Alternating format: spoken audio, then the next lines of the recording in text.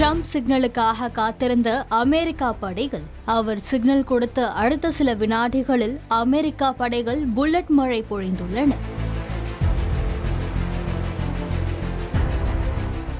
கண்ணிமைக்கும் நேரத்தில் நடந்த இந்த தாக்குதலால் ஈரான் படைகள் நிலைகுலைந்து போயுள்ளன. தாக்குதல் சம்பவம் அரங்கேறியது எப்படி பார்க்கலாம். மத்திய கிழக்கில் கடந்த பிப்ரவரி 28 தொடங்கிய போர் காரணமாக உலகளாவிய எரிசக்தி சந்தைகளில் ஒரு முக்கிய பங்கு வகிக்கும் ஹார்முஸ் நீரிணை முடக்கப்பட்டது. ஹார்முஸை அனுமதியின்றி கடக்கும் கப்பல்கள் மீது ஈரான் தொடர் தாக்குதல் நடத்தி வருகிறது. அந்த வகையில் ஹார்முஸ் ஜலசந்தி அருகே அமெரிக்க எண்ணெய் கப்பல் தாக்கப்பட்டதை தொடர்ந்து அதிபர் ட்ரம்பின் உத்தரவின் பேரில் ஈரான் மீது அமெரிக்க ராணுவம் அதிரடி தாக்குதல் நடத்தியுள்ளது.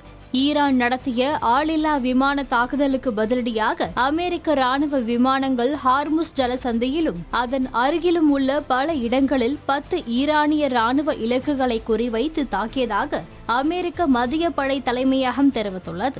இந்நிலையில் ஈரானுக்கு மீண்டும் எச்சரிக்கை விடுத்துள்ளார் அதிபர் ட்ரம்ப். அந்த பதிவில் போர் நிறுத்த ஒப்பந்தத்தை மீண்டும் மீறியதற்காக ஈரானின் ஏவுகணை மற்றும் ட்ரோன்கள் மற்றும் கடலோர ரேடார் தளங்கள் மீது அமெரிக்க விமானங்கள் தாக்குதல் நடத்தியுள்ளன.